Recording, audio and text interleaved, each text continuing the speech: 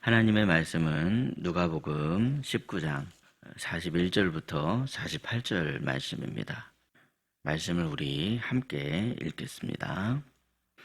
가까이 오사 성을 보시고 우시며 이르시되 너도 오늘 평화에 관한 일을 알았더라면 좋을 뻔하였거니와 지금 내 눈에 숨겨졌도다.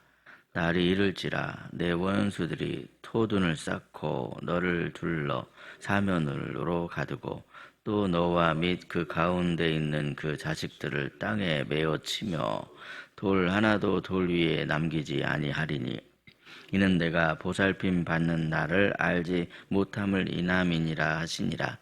성전에 들어가사 장사하는 자들을 내쫓으시며 그들에게 이르시되 기록된 바 내 집은 기도하는 집이 되리라 하였거늘 너희는 강도의 소굴을 만들었도다 하시니라. 예수께서 날마다 성전에서 가르치시니 대제사장들과 서기관들과 백성의 지도자들이 그를 죽이려고 꾀하되 백성이 다 그에게 귀를 기울여 들으므로 어찌할 방도를 찾지 못하였더라. 아멘. 오늘도 이른 새벽에 하나님의 깊으신 은혜를 사모하며 은혜를 구하시는 여러분의 삶에 하나님이 부어주시는 은혜와 평강이 가득하시기를 예수님의 이름으로 축복합니다. 오늘 본문의 말씀을 통해 우리는 예수님의 눈물을 마주하게 됩니다. 성경은 예수님이 기뻐하시는 장면도 기록하고 있지만 때로는 우시며 슬퍼하시는 장면도 숨기지 않습니다. 사람이 태어나면서 가장 먼저 드러내는 감정이 바로 슬픔이죠. 하나님의 아들이신 예수님도 사람으로 오셔서 눈물을 흘리셨습니다. 그런데 오늘 본문에서 주님이 흘리신 눈물은 단순한 감정이 아니라 우리를 향한 마음입니다. 그분이 왜 우셨는지를 알게 되면 우리의 삶에 왜 주님의 평화가 필요한지 그것이 더 선명하게 보이기 시작합니다. 오늘 본문에서 예수님께서는 예루살렘 성을 바라보시면서 우셨습니다. 그 눈물은 다름 아닌 십자가를 향해서 가시는 길목에서 흘리신 눈물이었습니다. 주님의 눈물 속에는 예루살렘의 현실과 성전의 타락과 하나님을 잃어버린 백성을 향한 주님의 깊은 마음이 담겨 있었습니다. 그리고 그 눈물은 지금 우리를 향해서도 동일한 질문을 던지고 있습니다. 너는 지금 참된 평화를 붙잡고 있는가 하는 질문입니다. 첫째로 예수님께서는요, 평화를 잃은 예루살렘에 가까이 오셔서 성을 바라보며 우셨습니다. 우리 본문 41절과 42절 말씀인데 우리 41절, 42절 말씀을 함께 읽겠습니다. 가까이 오사 성을 보시고 우시며 이르시되 너도 오늘 평화에 관한 일을 알았더라면 좋을 뻔하였거니와 지금 내 눈에 숨겨졌도다. 아멘. 이 본래 예루살렘이라는 마을, 그 지역의 이름 자체가 평화의 마을이라는 그런 뜻입니다. 예루살렘은 평화의 마을이다. 이름만 본다면 이곳은 당연히 평화의 도성이어야 했습니다. 그런데 실제 그 당시의 모습은 그 이름과는 너무나도 동떨어진 그런 현실이었습니다. 42절을 보시면 예수님께서는 예루살렘을 향해 이렇게 말씀하셨습니다. 너도 오늘 평화에 관한 일을 알았더라면 그랬습니다. 모르고 있다는 거죠. 주님은 예루살렘이 평화를 잃어버린 것을 다 알고 계셨습니다. 그들은 메시아가 이미 왔는데도 그분을 메시아로 맞이하지 않았습니다. 그들은 평화의 왕이 지금 문 밖에 서서 문을 두드리고 있는데도 마음의 문을 꽁꽁 걸어 잠그고 있었습니다. 이처럼 예수님이 지금 이곳에 오셔서 이들의 마음 문을 두드릴 때 이들이 마음 문을 걸어 잠근 것은 어떤 것입니까, 여러분?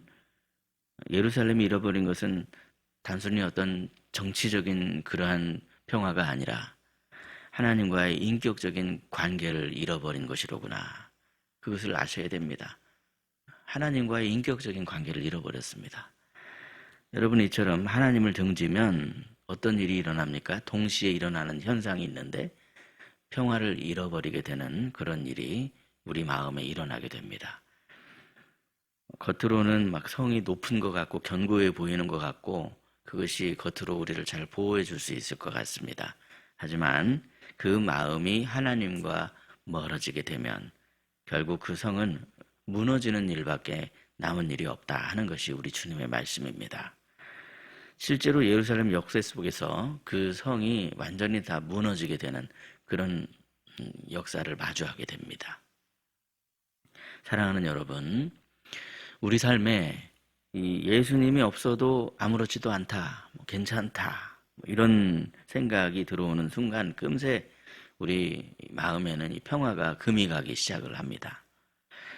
그러므로 참된 평화는 무엇보다 주님과 나와의 관계이다.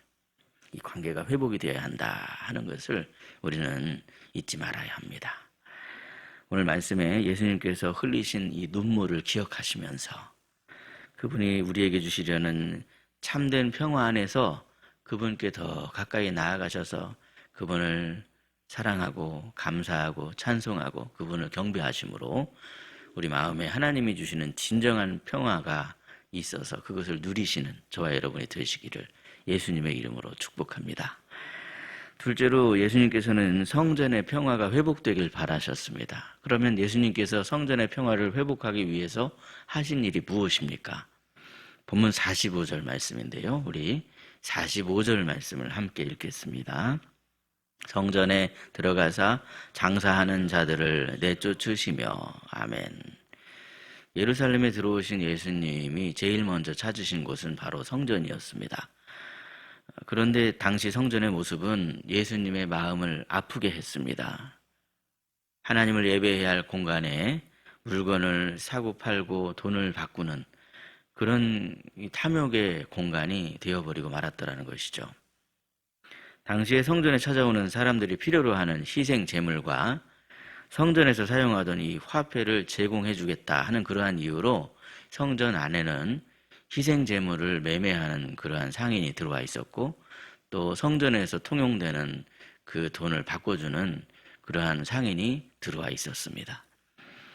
그런데 이러한 사람들은 겉으로는 제사를 돕는 것 같았지만 알고 보면 그 속에는 상인들을 관리하던 그러한 당시의 기득권층들의 탐욕이 자리를 잡고 있었습니다.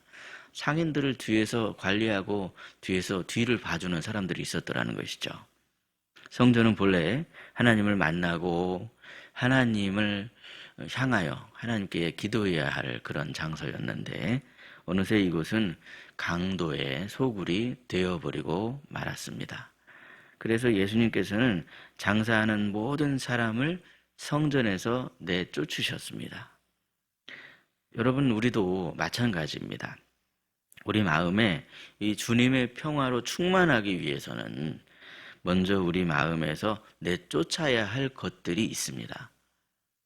우리는 먼저 우리 마음에 하나님을 영접할 때 우리 속에 하나님이 주시는 그 평강이 충만하게 됩니다. 그런데 우리 마음에 어떤 그 세상적인 욕심들이 자리를 잡게 되면 그만큼 우리가 하나님께 내어드릴 공간이 점점 줄어들게 되더라는 것이죠. 여기 우리 마음에 이 시끄러운 그런 시장처럼 막 수많은 소리들이 들락날락 거리고 있는데 어찌 하나님의 음성이 그게 집중해서 들릴 수가 있겠습니까? 아무리 이야기를 해도 마음 가운데 수많은 이야기들이 막 들락날락 거리면 아무리 앞에서 얘기를 해도 그 말씀에 집중을 해서 들을 수가 없더라는 사실입니다. 그런데 그럴수록 우리가 더 집중하며 의지해야 할 분은 성전에서 장사하는 자들을 다 내어 쫓으신 예수님이로구나 하는 것을 우리가 깨닫게 됩니다. 주님이 우리 마음에서 그러한 세상적인 생각들을 다 몰아내어 주시는 이유는 우리를 무너뜨리려고 그러시는 것이 아니라 오히려 견고하게 세워주시기 위해서입니다. 그러므로 우리의 마음을 깨끗하게 비워주시고 우리의 마음을 주님의 평화로 가득 채워주시는 오직 예수님을 붙잡고 의지하심으로 그분을 내 마음 가운데 초청하심으로 우리 주님이 주시는 참된 평화가 가득한 저와 여러분이 되시기를 예수님의 이름으로 축복합니다. 셋째로 우리 주님은요, 참된 평화에서 멀어진 안타까운 사람들을 위해서도 눈물을 흘리셨습니다. 본문 47절을 보시면 성전에서 장사하는 사람들 뒤에서 이익을 챙기며 떡하니 버티고 있었던 사람들이 누구인가를 알게 됩니다. 당시의 대제사장이나 서기관이나 백성의 지도자나 겉으로는 하나님을 열심히 섬기며 하나님과 친밀한 사람들인 것처럼 그렇게 보였습니다. 그런데 그들의 마음속에는 온통 자신들을 위한 계산으로 가득했습니다. 예수님께서는 성전을 깨끗이 하여 진정한 평화를 주시고자 하시는데 그들은 오히려 그러한 예수님을 분노하며 예수님을 몰아내려고 하고 예수님을 더 나아가 죽이려고 했더라는 것이죠. 그럼에도 본문 48절 말씀처럼 예수님을 따르는 이 사람들, 예수님께로부터 말씀을 들으려고 하는 그러한 사람들 때문에 그들은 예수님을 손도 대지 못하고 있는 그런 모습이죠. 여러분, 우리도 마찬가지입니다. 하나님이 주시는 평화에는 관심을 두지 않은 채 오로지 내 이익이나 내 어떤 자리를 지키는 데만 골몰하고 몰두하게 되면 우리도 얼마든지 예수님을 해치려는 사람들의 모습과 같아질 수 있습니다.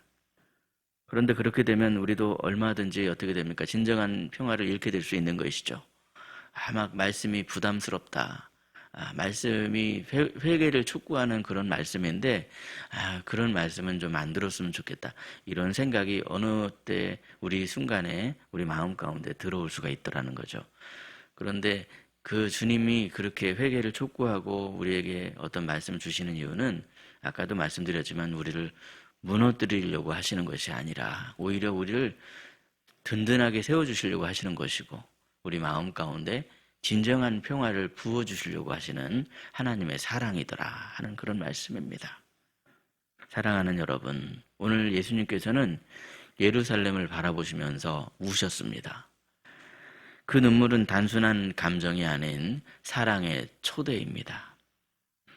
돌아오라, 참된 평화로 돌아오라 하시는 우리 주님의 따스한 음성입니다.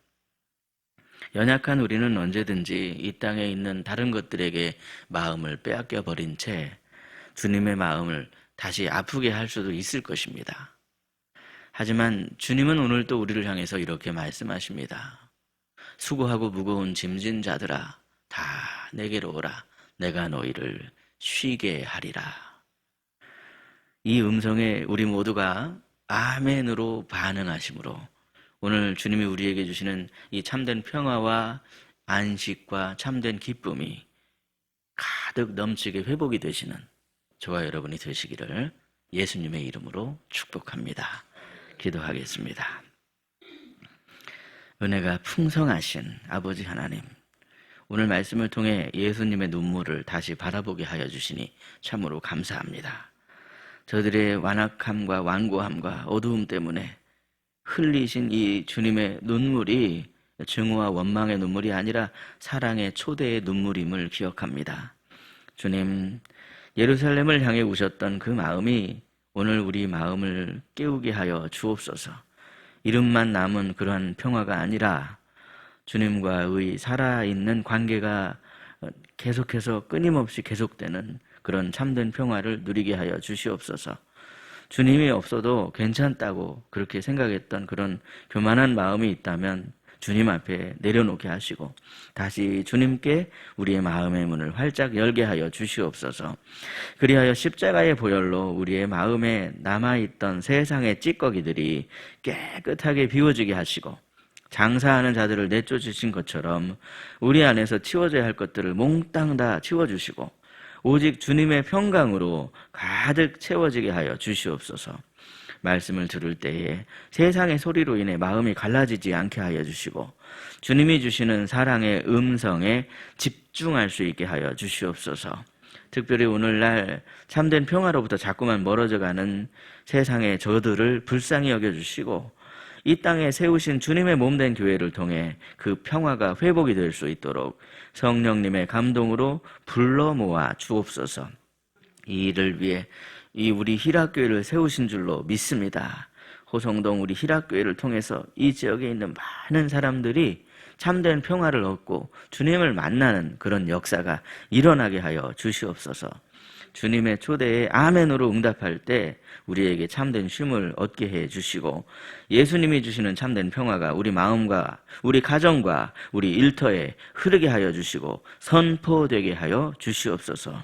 주님의 그 사랑의 음성이 들릴 때 몸과 마음이 연약한 성도들에게 참된 평화가 있게 하여 주셔서 저들의 눈을 열어주시고 주님의 눈물을 보게 하여 주시며 우리의 마음을 열어 주님의 평화를 품을 수 있도록 역사하여 주시옵소서. 모든 말씀 우리를 사랑하시는 우리 구주 예수 그리스도의 이름으로 기도드리옵나이다. 아멘. 각자 기도하시겠습니다.